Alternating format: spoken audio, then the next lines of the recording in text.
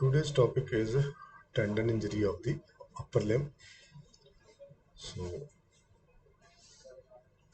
first of all, anatomical and the biomechanical concentration. Only the salient feature of the tendon anatomy and some description of the tendon will be done here.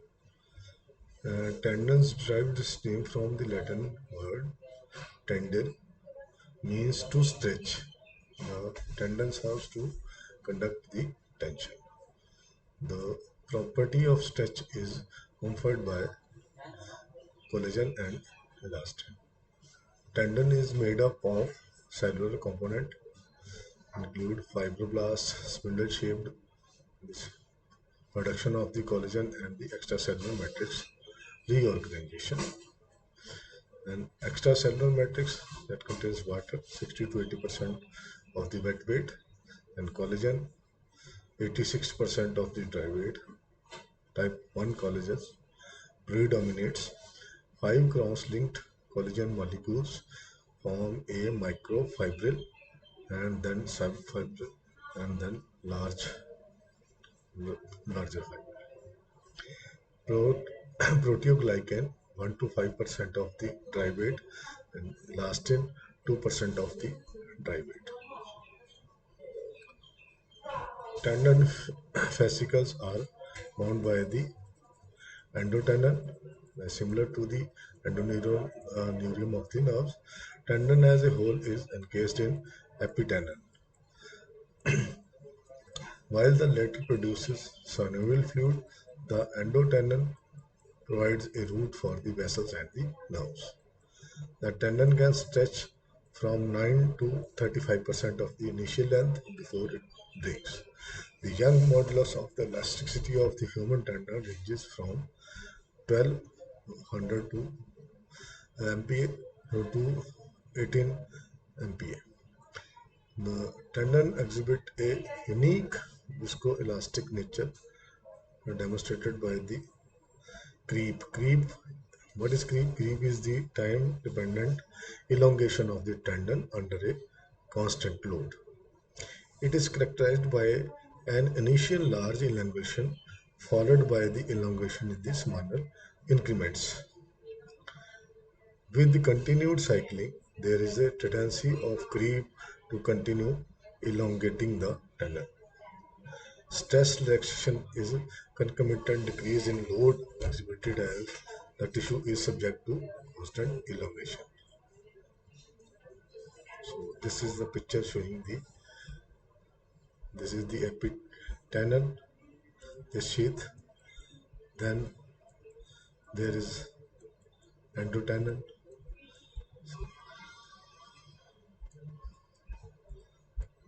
This is the collagen fibers.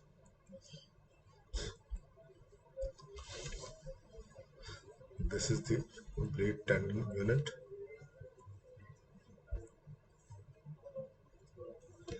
Elastic modulus of tendon is highest at maturity with increasing cross-sectional area, while the same decreases while after the age due to decreased tendon collagen, proteoglycans, and water content. Contrary to the common tendon inflammation and tendinopathies seen in the diabetes, glucose solution has been found to increase the collagen cross-linking and increase in maximum load. Elastic modulus and energy to yield and toughness. Excursion of the tendon is the distance that the tendon slides along its path. Band identifies the three distinct terms to clarify the muscle tendon relationship. And potential excursion, that is resting fiber length of muscle independent of connective tissue restraints. Required excursion, maximum excursion required of a muscle in situ. Available excursion, that is maximum excursion of a muscle when freed from its insertion. There are various described techniques of tendon repair, including true standard, true strand technique, that is Banal, Banal Then Mason, which is condemned, Mason Allen, is modified Kessler's. Modified Kessler is used maximally.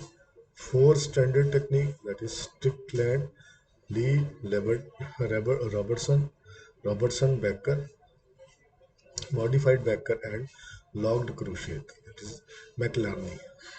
And six standard technique, there is Savage, Sando, Lim. Eight standard technique, and Tezima, Strickland, Cruciate, and Beckler configuration all offer zero time, zero length strength. The strength is further increased if the sutures are placed dorsally in the tendon, but this has chance of violating the blood supply, so center placement is adjusted best. So this is the modified Kessler technique. This is used maximally. This is four stand Stralwell. This is six stand Sabres. Four stand Sabres, six stand Sabres. That is four stand Cruciate, augmented Becker. That is Sugaze. Then few lewd sutures and knots. This is the simplified one. This picture is also showing the. This is the Bernard stitch. This is the Kessler grasping stitch. Then double grasping one suture. These are the techniques for end-to-end flexor tendon repair.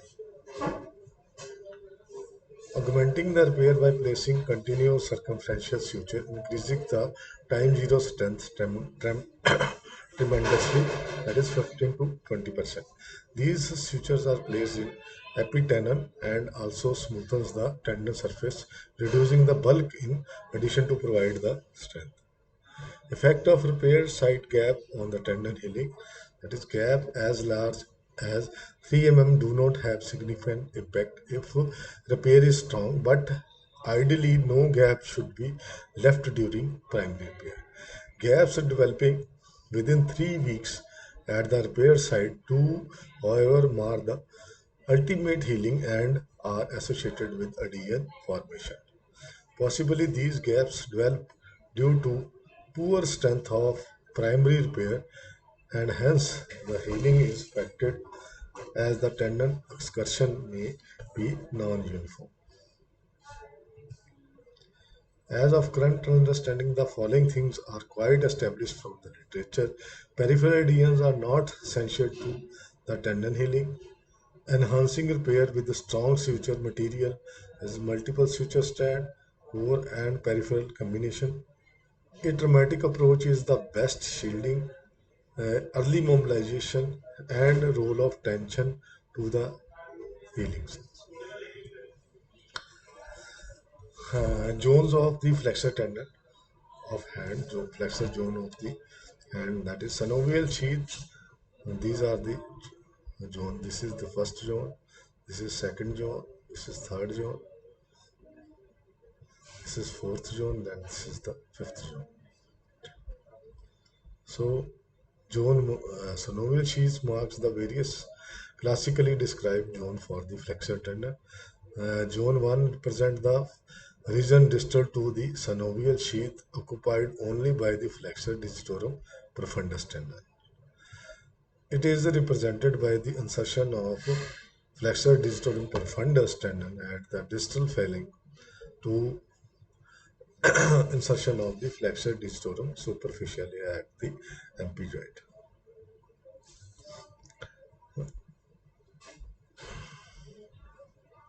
Then zone 2, no man land, extend the length of the fibro-osseous sheath, that is insertion of the flexor digitorum superficialis at the MP and to the A1 pulley of the occupied by the both flexor digitorum superficialis and flexor digitorum profundus.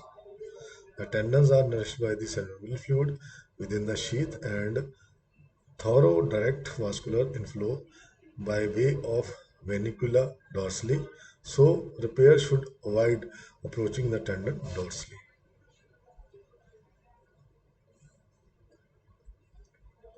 Zone 3 extend from the proximal aspect of the distal synovial sheath to the distal aspect of the transverse carpal ligament. For pinky finger, the zone 3 is considered to begin with the A1 pulley as the sheath may be continuous in the palm. Zone 4 enemy territory lies beneath the transverse carpal ligament. Here it is easy to expose the tendon, but repair often leads to cross adhesions. Also, the presence of median nerve and closed space for the tendon healing, it is given the name of the enemy territory. So, zone 5 is the area proximal to the transverse carpal ligament. Injuries here involve the multiple structures and neurovascular contiguity. Repair takes a precedence.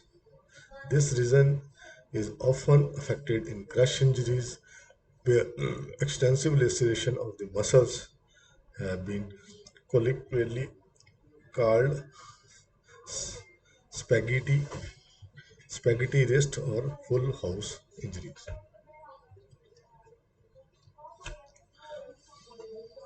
The guiding principle for the incision in the fingers and the hands. So avoid cross flexion creases at right angle. So don't cross at right angle, but along the line of the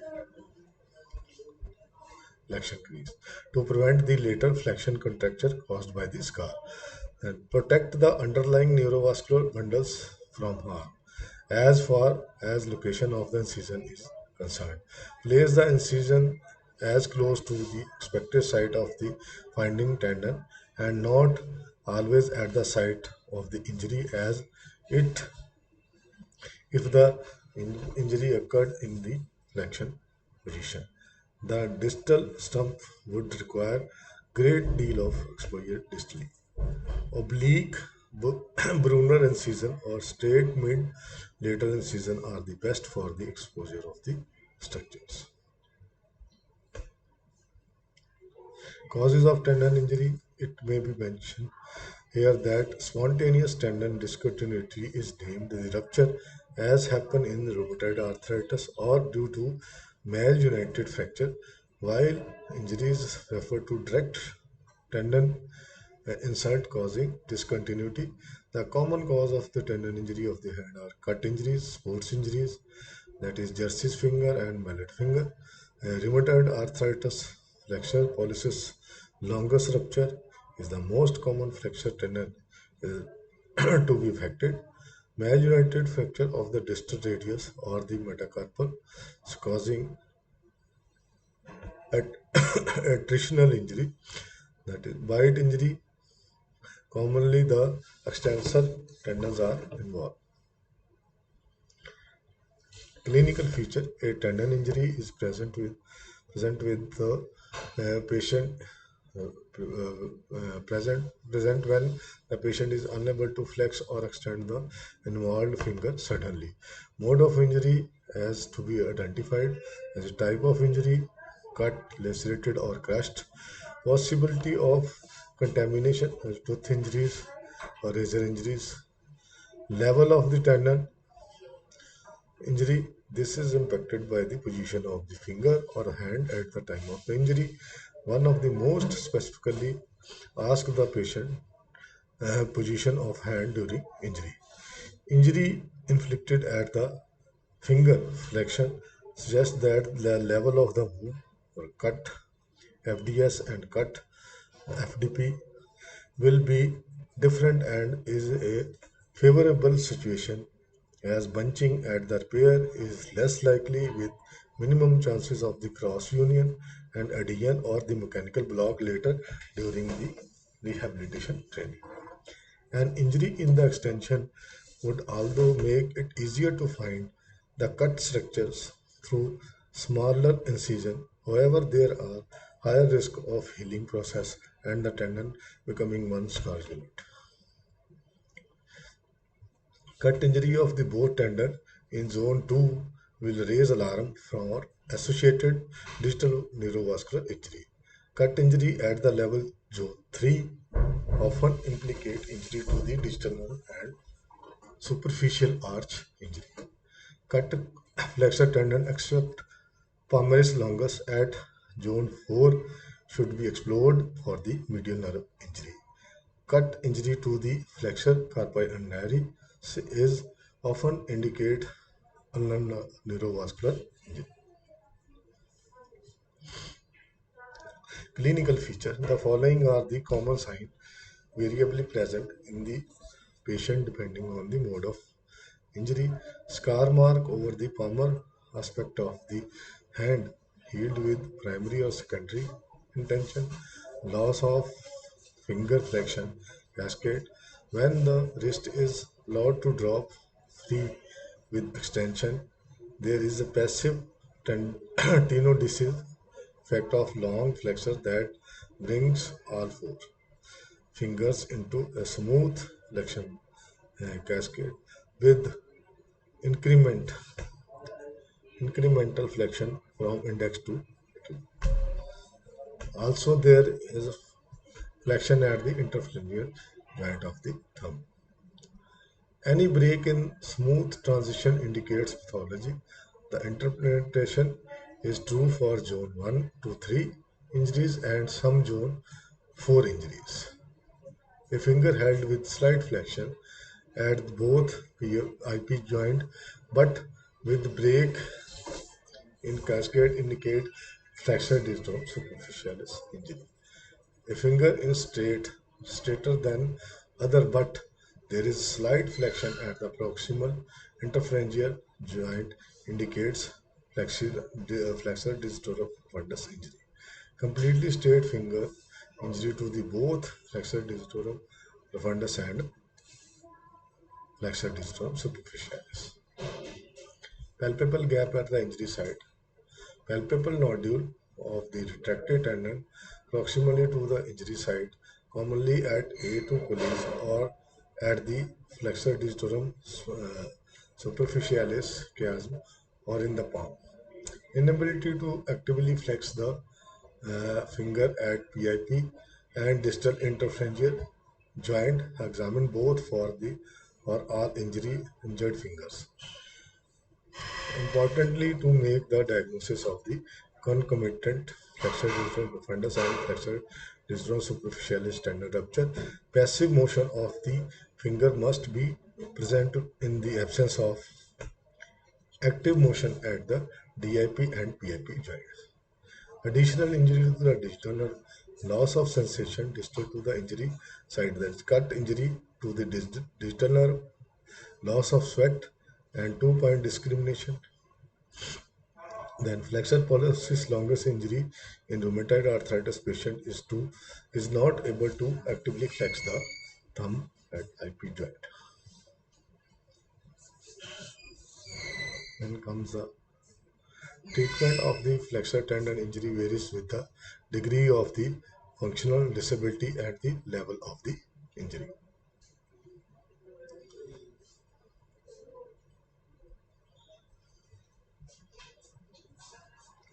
Then postoperative protocol, passive DIP extension with the PIP and metacarpophalangeal joint flexion glides flexor digital profundus away from the flexor digital superficially suture side.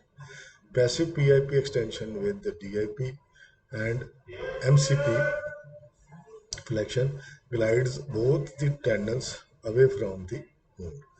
Combined MCP flexion and wrist extension produces the least tension on the repaired side. Tendon loses its tensile strength in first 2 weeks and gliding function by 10 days. Work of the flexion, that is resistance to the tendon gliding at 1 week is least for repair protected for first 3 days compared to those mobilized immediately, that is during edema or at 7 days. IP joint flexion is critical to preventing adhesion. It is difficult to determine in cleanert regime if flexion is really occurring at IP joint or MP joint only. Wrist joint with greatest moment arm for flexor tendon produces greatest tendon excursion.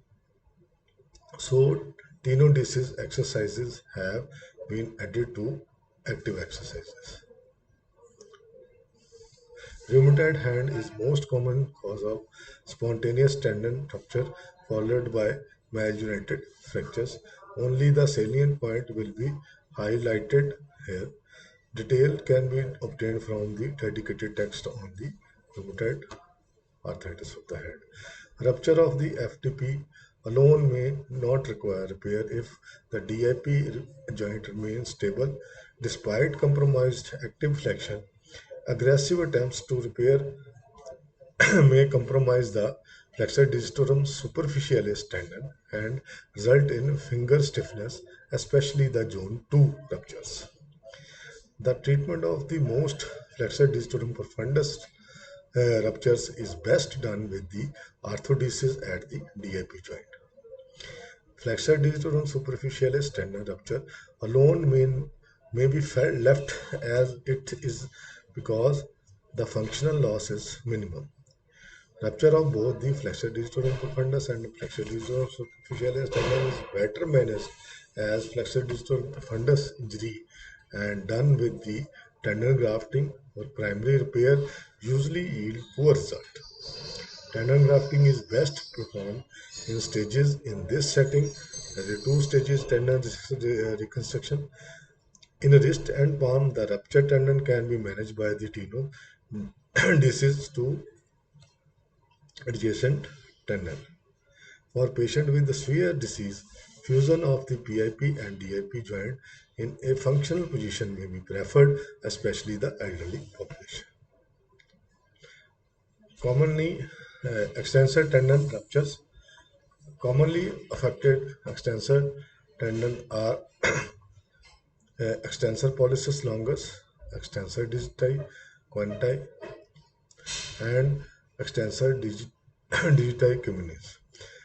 Multiple extensor tendon ruptures are usually initiated by the attrition of a single tendon and progress radially, frequently beginning with the small finger extension extensor.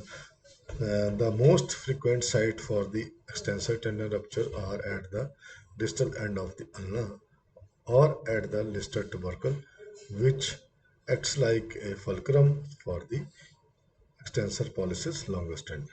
Extensor pollicis longus tendon rupture may not significantly affect the thumb IP joint extension because this motion is also controlled by the intrinsic muscles. Extension at the thumb MP joint is usually reduced because the extensor pollicis brevis cannot compensate for deficit. Extensor pollicis longus function.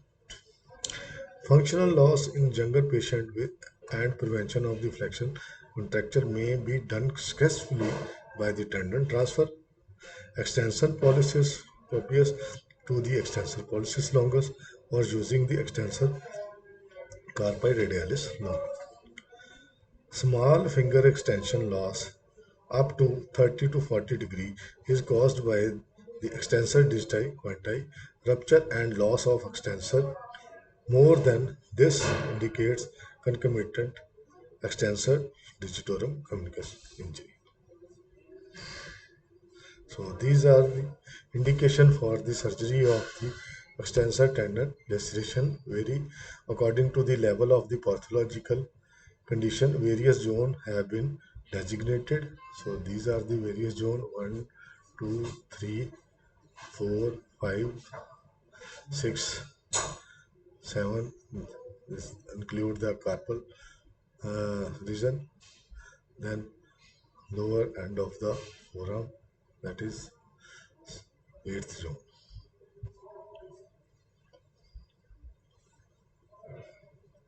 Thank you.